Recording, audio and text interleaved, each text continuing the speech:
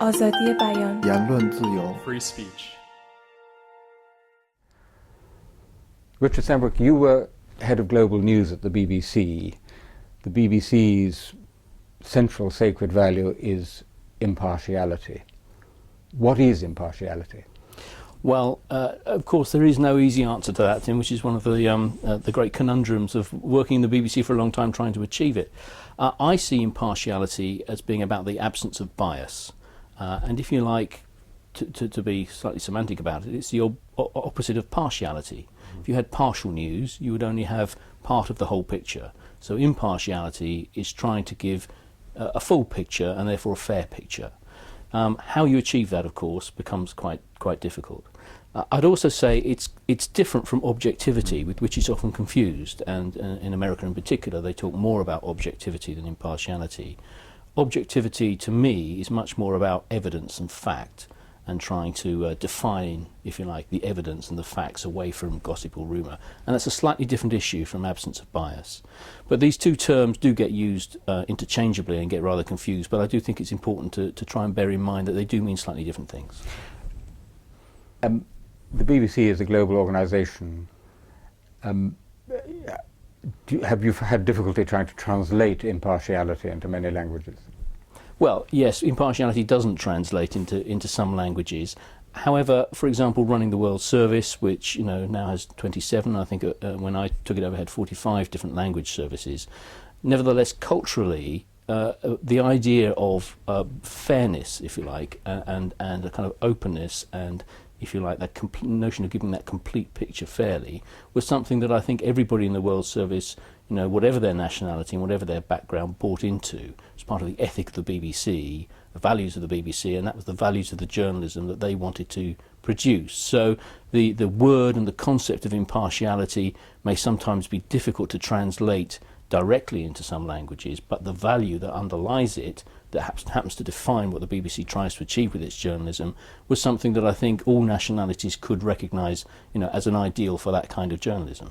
And it's an interesting point you've made, just to spell it out, that there's the impartiality bit, which is about being fair and balanced. There's also the accuracy bit. Yes, indeed. Yes, and and again, they sometimes get modelled together, but they are slightly different, and you need to try to achieve both. In your time at the BBC, what were the biggest obstacles to impartiality? Well, as I said, achieving impartiality can get quite complicated sometimes. So there will be issues like, for example, what's the appropriate weight to give to a particular opinion, and I can think of occasions where we definitely got that wrong.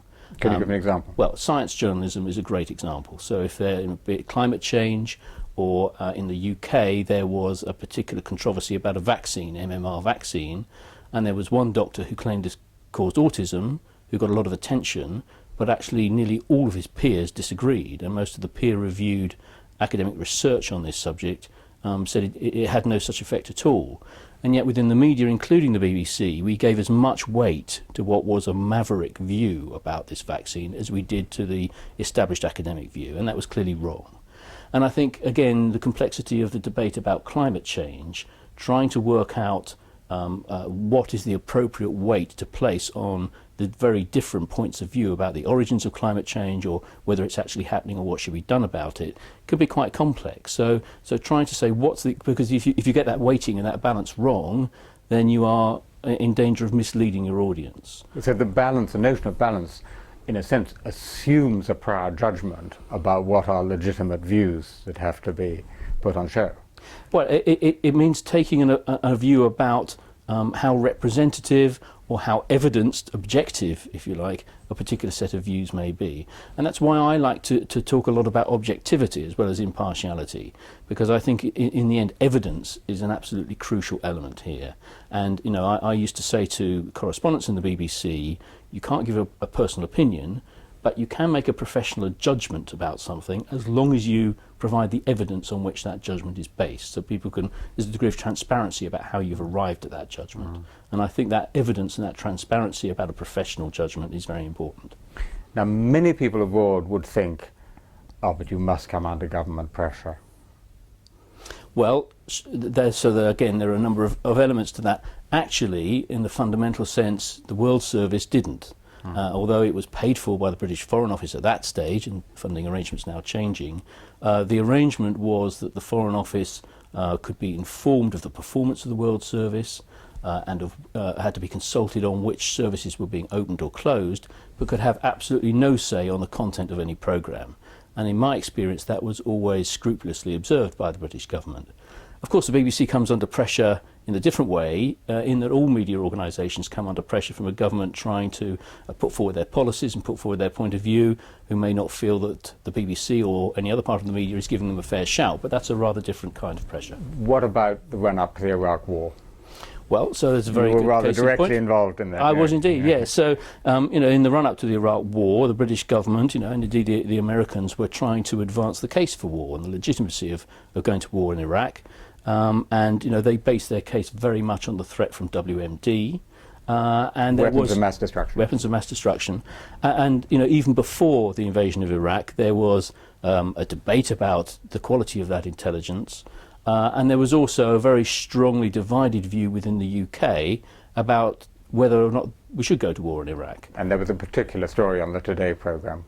Well, there was afterwards, but I mean, just to get to that in a moment, in advance of the Iraq War, there were, I think it was well over 1 million people protesting on the streets of London, and the BBC came under a lot of pressure from the government at the time, not to report that as strongly as I think we did. They complained we had over-reported it. They actually complained. They complained directly. They did, too. yes. And at that time, the Labour Party, the party that was in power, was very deeply divided over whether to go to war.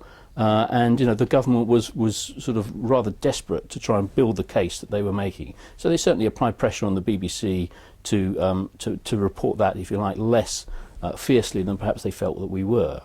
Then after the Iraq War, there was a report on the Today programme by Andrew Gilligan, who reported one anonymous source, who turned out to be a WMD expert, David Kelly, saying that the phrase he used was that the government, in their publication of a dossier setting out the evidence for weapons of mass destruction, had exaggerated the intelligence, and that they probably knew they got it wrong, that in other words, they probably misled the British public in making the case for war. And this led to an enormous, very public row between the BBC and the British government, and in the end, the source, David Kelly, stepped forward and was put under a lot of pressure by the government, and unfortunately killed himself, and that led to a further public inquiry, after which the Director General, the CEO of the BBC and the Chairman had to resign. Actually, I think David Kelly's views in hindsight were pretty clear and were reasonably fairly reported by the BBC. There were some issues about our reporting, but I think the story was broadly right. But there was a huge confrontation with the government. So that absolutely does happen from time to time in the BBC. It's not the only case. So many people around the world would say, okay, you say the BBC is independent, public servicing, but actually, at the end of the day, the government sets a level of the so-called licence fee, which is the principal source of the BBC's funding. So how can you be truly independent of government? Well, it is the culture of the BBC, and that independence is deeply ingrained in the culture of the organisation, and no government minister can pick up a phone and tell any BBC editor what they should be saying, and indeed if they tried they could almost guarantee that the BBC would probably say the opposite. So there's a very strong culture of independence in the BBC, and the fact that the BBC finds itself in conflict with any government of any political hue from time to time in this country, and has done since it was set up, really, I think is evidence of the fact that it is independent editorially. Let me take this one other area inside Britain. Our endless argument about Europe, the very strong Eurosceptic parties and voices in the countries, and pro-European voices. The way the BBC often deals with that is, whenever there's discussion about Europe, you have your pro-European and your quote-unquote anti-European voice. Do you think that actually adequately reflects the complexity of the European issue? In other words, isn't it a kind of cop-out? It's an easy sort of, a cheap kind of balance.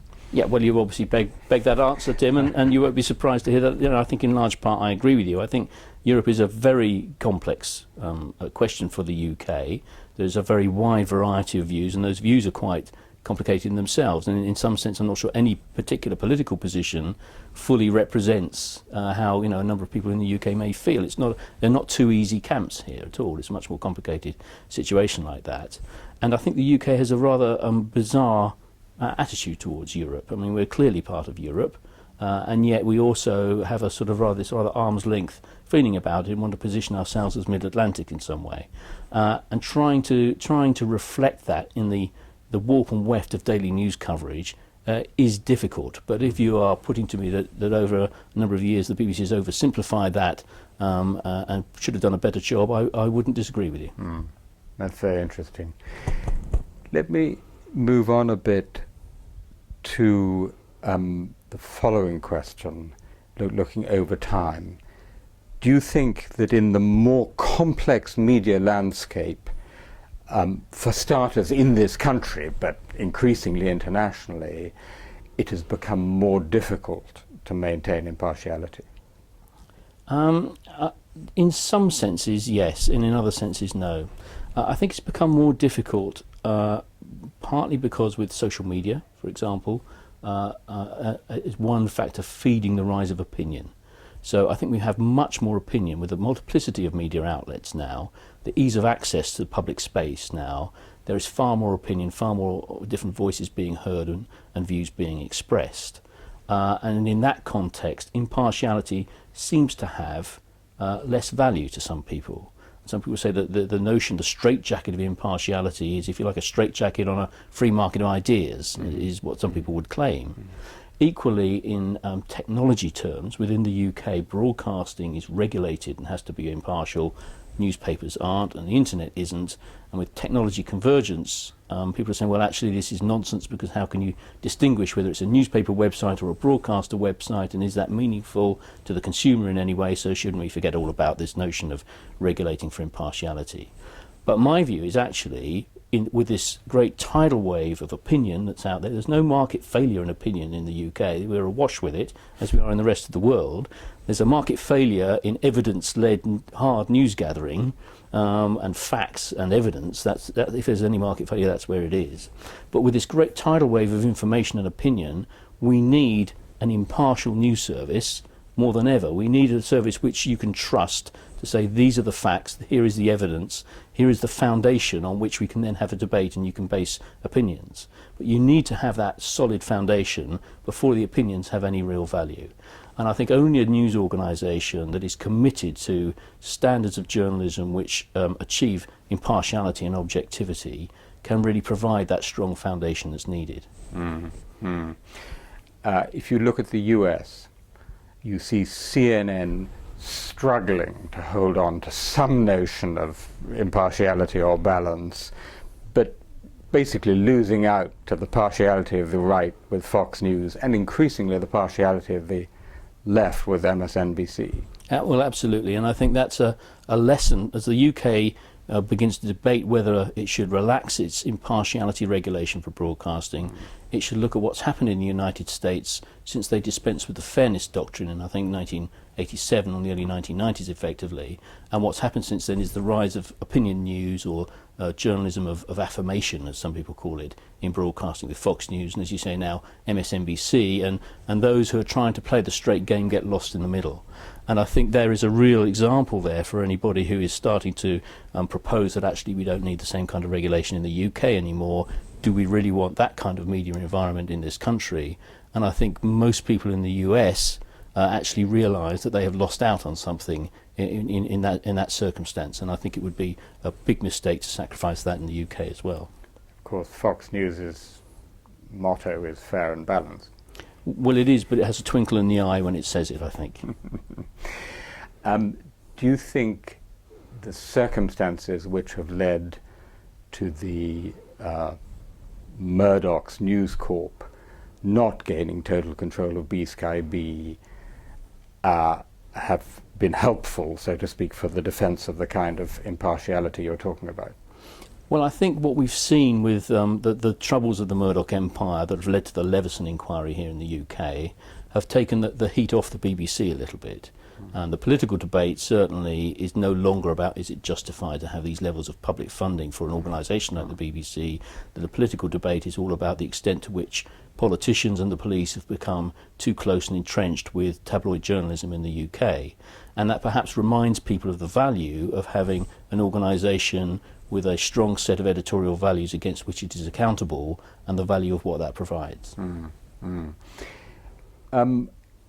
Our colleague at Oxford, Paolo Mancini, who's a great expert on media systems, argues in an interview on Free Speech Debate that there is an alternative model which can be roughly described as multiple partialities, where each major political force in society, small p political force, has its own media. And so you do get this plurality of voices, but you get them from different channels. How would you respond to that? Well, that's rather the argument that, if you like, the web evangelists put forward, saying that actually let a thousand flowers bloom and people can choose what they want and interpret it for themselves. I think there are at least two problems with that. One is access to the public space, and how does a very small movement or a small voice get established in the public space? And secondly, is it not a charter really for the richest voices to be heard loudest? So I think that's a big issue. I think secondly, it also places, if you like, shifts the responsibility for verification of information from the producer to the consumer. And that may be inevitable in an environment in which we have a greater plurality of media, but I'm not convinced yet that the consumer is equipped to make a proper assessment and judgment in a world where 1,000 opinions are blooming. In other words, do we need greater levels of media literacy? Do people need to understand the origins and the source of the information they're provided? Is there sufficient transparency behind media organisations for them to be able to determine which political interest may be steering it, and so on? And I think we're quite a long way from a position where actually the consumer is sufficiently equipped to make those judgments. Do you think, because the small and weak not having a voice in that model is an interesting point, but do you think the small and weak are sufficiently heard on the BBC? Well, we could have lots of kind of debates with different examples, and I'm sure there will be cases where they haven't had a sufficient voice, but I think there will also be cases where the BBC has striven to make sure that they do.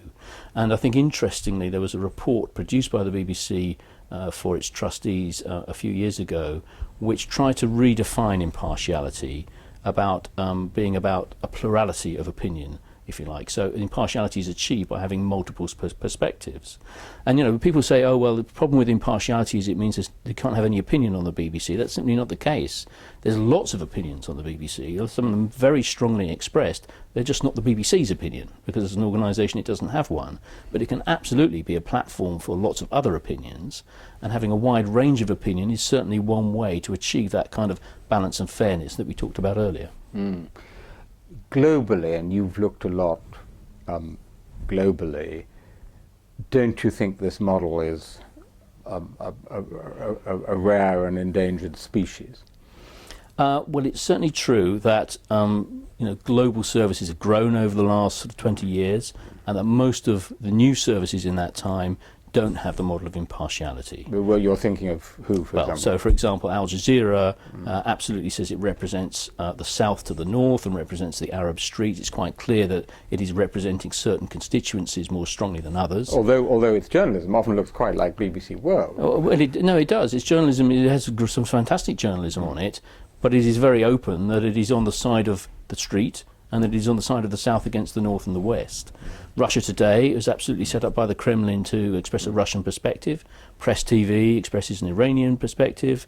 France 24 was absolutely set up by Chirac so that there could be a French voice in the global conversation, and so on as well. Although again, in practice, it looks pretty much like BBC World with a slight French accent.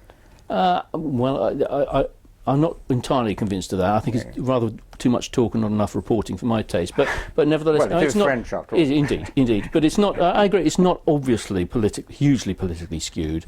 But I think it does represent, if you like, national positions to a greater extent than the BBC, sets out to do. People could argue to the extent to which the BBC does or doesn't live up to its aspirations, but the BBC attempts to have a genuinely neutral global position rather than a national position. And these other news services absolutely are very open about having a national position. And now we're seeing an enormous expansion by the Chinese with CCTV and Xinhua, I think $7 billion of investment in their international broadcasting and outreach. And we're just beginning, I think, to feel the impact of that. And of course, CCTV and the Chinese will have a very different set of editorial values from Western news organisations. So for most of the last century, if you like, the Western model of journalism, which includes impartiality and objectivity, has been dominant. But actually Asian values now, whatever that phrase means, quote unquote, exactly, are on the rise. So if you work for CCTV, you're less interested in human rights, you're less interested about holding power to account, you're more interested in the values behind social harmony and so on. It's a rather different perspective and a rather different set of drivers behind the journalism. So from the point of view of a sort of, if I can put it this way, a classic BBC person, doesn't one feel somewhat in the defensive? I mean, you have fragmentation, you have money speaking, the rich being able to speak more loudly, also in the United States. You have increasingly partisan media in many places. You have the national media you're talking about, and you have the vast preponderance of often ungrounded opinions over fact-based journalism. Isn't that a rather depressing picture? Well, it's a complex picture, but I actually think that organisations like the BBC should compete with confidence in that environment. Because as I said before, with this great complex picture and this tsunami of information and data and opinion and all the rest of it, an organisation which is respected globally for the quality of its programming, which has a very clear set of values around fairness, impartiality, objectivity, which tries to establish a foundation of evidence and fact on which opinion can be based, which does so fairly and openly, I think should be valued as highly as ever. And I think the BBC should set out to compete in this new environment with some confidence about its values. And I think it hasn't done badly at all. I mean, if you look at the fragmentation since satellite broadcasting came in and then the internet, the BBC has the news channels, it has a very strong website, it is adopting new technology and adapting its journalism to new digital forms, still informed by that core values and core DNA of its journalism. So I think it's adapting rather well, and I do think that those traditional values that underpin BBC journalism are as important and can be as relevant in today's environment as they've ever been. Do you have, the BBC, does the BBC have precisely the same editorial standards online as in broadcast? And I ask because I know that The Guardian does not. The standards are actually, in some sense, lower standards of quality control online than in print. Well, it should have, put it that way. So, I mean, I've been out of the BBC for 2 years. When I was there and when I was running BBC services, we absolutely expected the same standards and quality online as we did anywhere else. What the BBC has done in the last few years is to integrate its online services into its radio and television operations, so quite often it's the same journalists and the same editors making the same judgments and assessments across lots of different platforms and media. So it ought to be consistent, and I think it's very important for an organisation like the BBC that it is consistent. It's true that some newspapers have gone into digital journalism, gone online. They've ended up producing very different products. The Daily Mail, whatever you may feel about it, now has one of the world's strongest websites, but it bears very little relationship to the newspaper.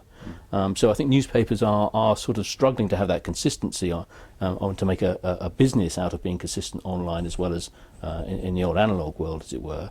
But for an organisation like the BBC, I think it's essential. Could this possibly done without a public service, that's to say a public funding model? In my view, no. I think the public funding model is absolutely essential to the BBC, and I think if you tinker with the funding model, then you start to unpick the whole nature of the organisation. Now, it's not without its controversy, certainly in the UK, around that kind of funding, and it's probably anachronistic. I'm not sure you would invent that sort of funding or that kind of organisation today, but I do believe the strength of the BBC comes from its public funding and the universality of its funding. It's not purely a government grant, if you like. It comes, if you like, as a licence fee out of all of its users, and the nature of that funding defines the character of the organisation. But what do you say to people like my kids who say, why on earth should I pay, however much is it now, £160, £170 for this stuff, where there's so much online anyway? Well, then we come back to the point that I made before. We need to start to equip people to be able to understand and assess the different quality, different values, different nature and characteristics of all of the content that's available out there. And I'm not sure that the public are yet sufficiently media literate to really understand that enough. Some are, some aren't. We're in transition from a world of limited distribution of limited media to a world of plenty, and we're kind of caught in the rapids in between those two riverbanks at the moment. So we're in a process of transition, and I think you can see what it would be like if you had a very media literate public out there who are able to determine those differences and make choices about them.